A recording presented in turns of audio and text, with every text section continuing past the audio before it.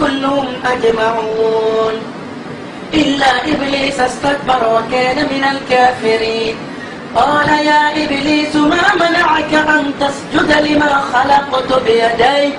قال أستكبرت أم كنت من العالين؟ قال أنا خير منه خلقتني من نار وخلقته من طين. قال فاخرج منها فإنك رجيم وإن عليك لعنتي إلى يوم الدين. قال رب فأنظرني إلى يوم يبعثون.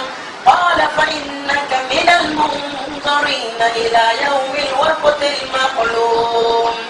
قال فالحق والحق أقول لأملأن جهنم منك وممن تبعك منهم أجمعين.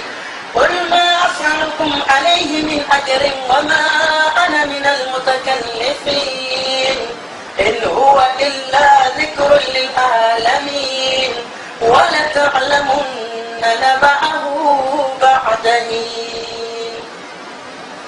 بسم الله الرحمن الرحيم.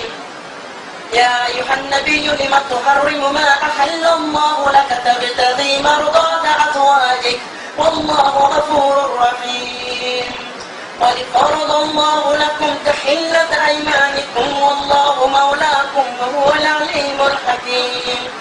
وإذ أسر النبي إلى بعض أزواجه حديثا فلما نبعت به فأطهره الله عليه عرف بعده وأعرض عن بعد. فلما نبأها به قالت من أنبأك هذا؟ قال نبأني العليم الخبير. إن تتوبا إلى الله فقد صغت قلوبكما وإن تظاهرا عليه فإن الله هو مولاه وجبريل وصالح المؤمنين والملائكة بعد ذلك ظهير.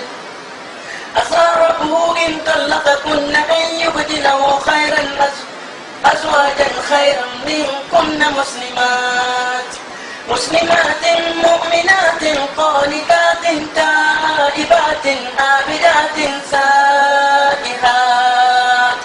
سائحات طيبات وأبكارا. يا أيها الذين آمنوا قوا أنفسكم وأهليكم نارا وقودها الناس والحجارة عليها ملائكة غلاظ شداد لا يعصون الله ما أمرهم ويفعلون ما